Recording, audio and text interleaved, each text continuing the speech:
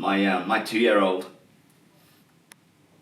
woke up and on the monitor I heard him say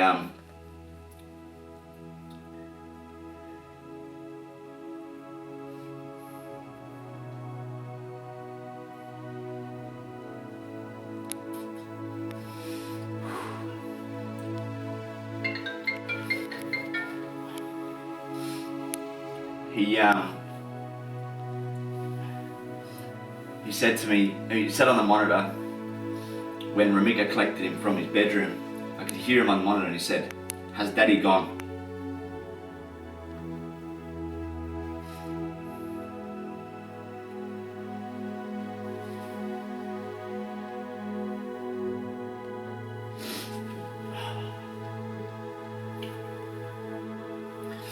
And that hurt.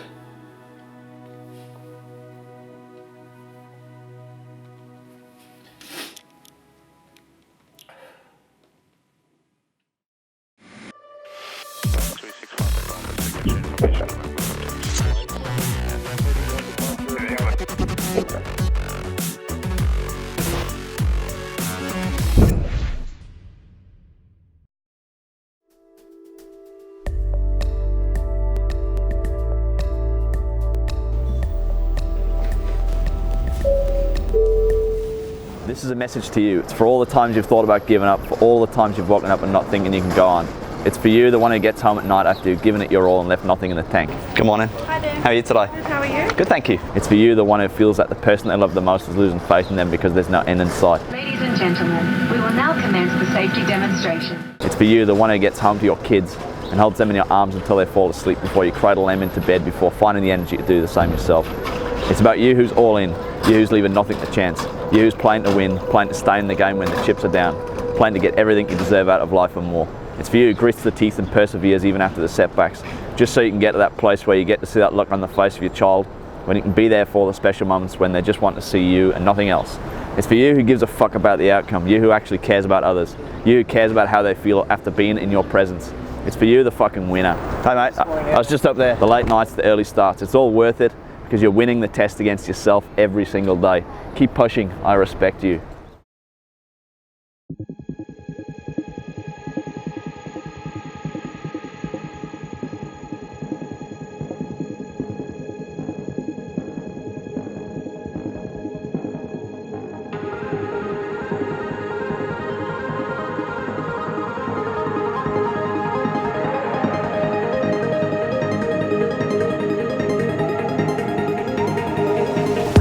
Here's a question for business owners. What are you doing to innovate, and more importantly, does it matter to the people who want to buy from you? Because it's good to innovate, but look at Uber. The thing that makes Uber so good is the fact that people wanted what Uber did. Like, it was a solution to a problem of having to wait around and not knowing where your cab was, not knowing who the driver was, you know, not very clean cabs, expensive, not convenient. Uber just fixed all of those problems for their market, because innovation only matters if it's relevant. If it's not relevant, you're only doing it for yourself. It's not going to make any difference. You're just going to waste your time.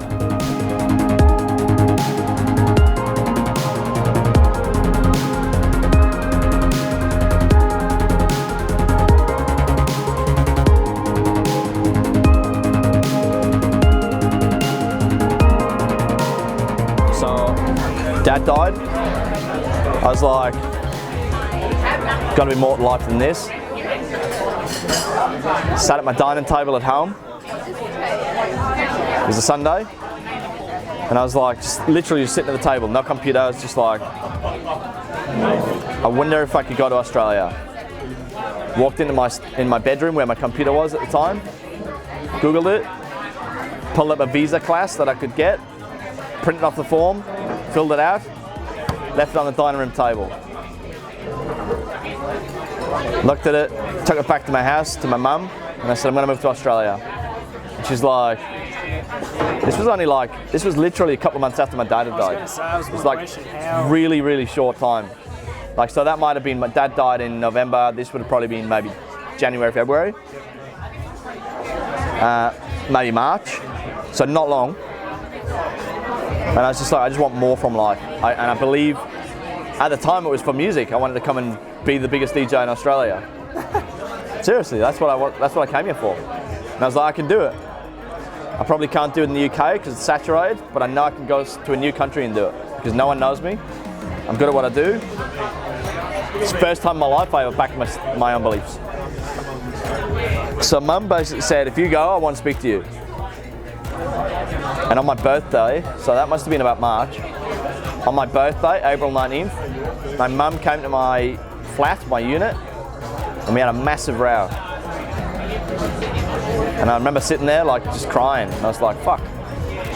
Like, I just literally disowned my mum to go to Australia. And then the visa paperwork came back from the government, and I remember sitting at work every day on the phone. The hotline was only open for 2 hours. The visa hotline was open from 12 till 2 in London. And I'd ring and I'd put it on real dial and I'd just be like, redial, redial, redial until I got through. And like some days you wouldn't get through, some days you would. Like I just fucking wanted it more than I've ever wanted anything. And I'd be like, hey, I just want to get an update. Who's my case officer? Like I was working through the sales process. Who's my case officer? She was called Pollyanna. I still remember her name. All right. Got my case officer, and then I got a letter saying your visa's been declined. And I was like, fuck. And I was like, what do I need to do for this to be accepted? Because by now I'd quit my job. Because I was all in. I was like, I'm going to Australia. I'd quit my job. I had sold all of my furniture, and I'd given away everything else. So I was now in a unit with pretty much minimal furniture, and I had 2 bags packed in the corner, ready to go. And I had $50 notes, $50 Australian notes. I still remember. I got them from my ex-mother-in-law. She sent them in my birthday card, and I kept them. And I was like, "That's my Australia money." I had $200. That was it. I had no savings. I had fucking nothing. So they said, "Look, you need more evidence, you know, of your relationship and blah blah blah." So I literally went to everybody and I was like, I will pay the solicitor's fees for you to come with me and I'll get a stat deck signed. So I had a fucking pile of stat decks. Sent them all in. They sent one back saying, yep, cool, you got your visa. Got the visa, and 2 weeks later I was on a plane. So when you jumped on the plane, how much money did you have to your name? $200. $200, that's it? That's it. Nothing in... No job, no bank account. And I had a credit card in the UK that I had to pay off because I'd used the credit card to buy my flights. And I got here, and the plan was that I was going to have a couple of months off to sort of grieve my father.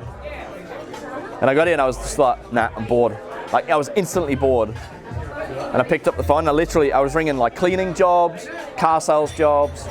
And I rang this real estate company and I said, look, I want to be a real estate agent. And he's like, what do you know about real estate? And I said, nothing, but I'll learn. And he said, come in. And it was in Budrum. And I remember going up, I had my shittest, like I'd been to like Best and Less or something and got a shit suit. I went for a car interview first at a car yard and it lasted like 3 minutes. And he's like, nah. So I walked out with my shit suit on, went to Budrum for my interview. And he got his wife. His wife was this little short woman called Evelyn Flower. And he's like, Evelyn, she toddles in. And he said, do you need an assistant? And she goes, yeah.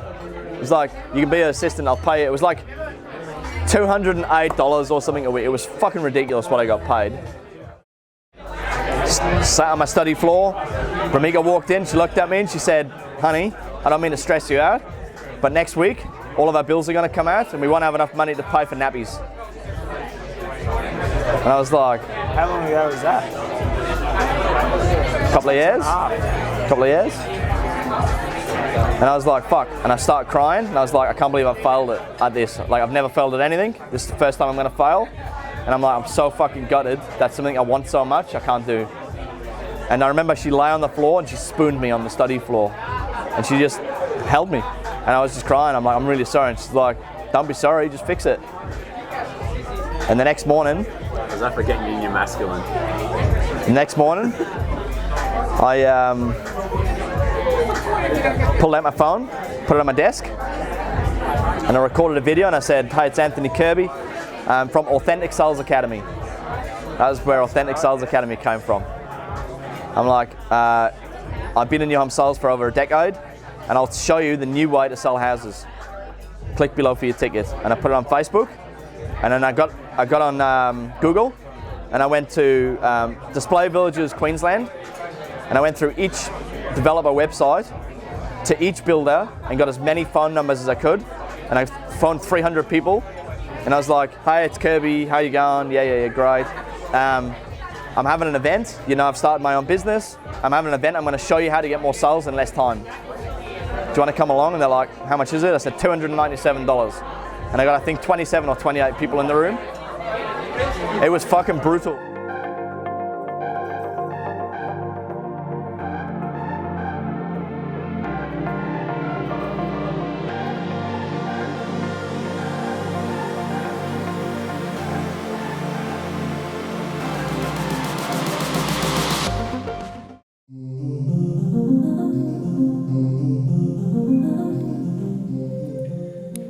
My 2-year-old woke up, and on the monitor I heard him say,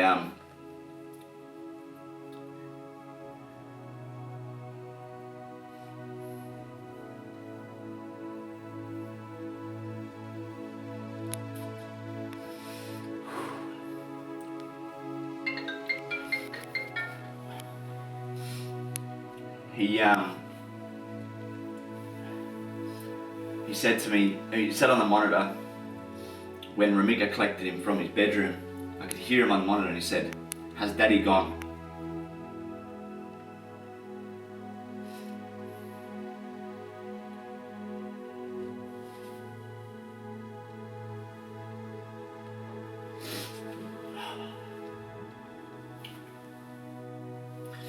And that hurt.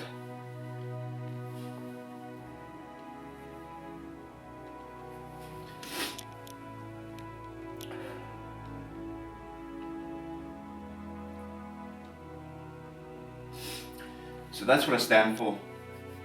I stand for making sure that you're there.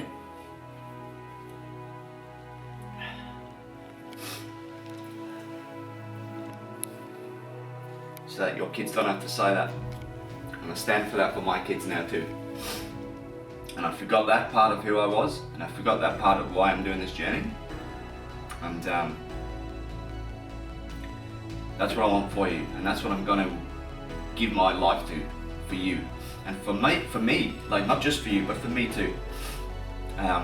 Because we all deserve that. We all deserve that for ourselves.